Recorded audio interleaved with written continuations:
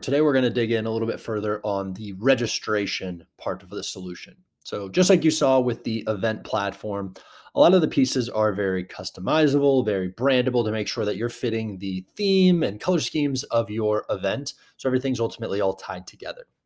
So, as you see with this first registration page that we're looking at here, it's going to be kind of basing the sample off of a customer conference in a hybrid setting. So, we're going to be showcasing things like a larger about section for maybe what attendees should expect. We might have multiple tickets posted inside of here for potentially in person and virtual audiences. And then for those who are attending in person, I can very easily see the location of the venue itself and maybe learn a little bit more as well, as an attendee about the organizer and maybe some of that know before you go type information. Now, coming over to other, few samples, you can see here we've got some easy opportunities to showcase our solution in a dark mode option. As you see with this example, we've actually got the tickets hidden. And then for something that's maybe fully virtual, we can completely shut down that location as a whole and just make it as easy as possible for individuals to get access to the information or tickets that they need and essentially move from A to B as smoothly and as efficiently as possible. Now, for those events that do have a little bit more of that, in-depth need inside of the solution. As you can see here, we've got those different ticket types. And the nice thing about our solution is the checkout forms attached to each of these tickets can be completely custom.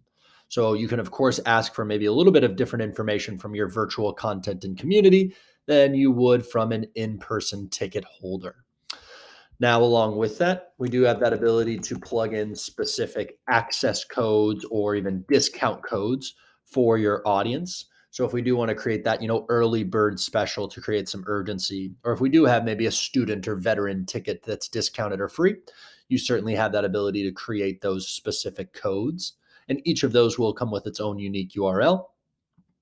But ultimately, once an individual grabs their ticket and heads over to that checkout form, this is where they can fill in that information you may require from them.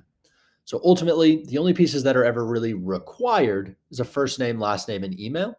And then everything else that you see on this page, you as the administrator can decide to utilize, edit, remove, or even add to.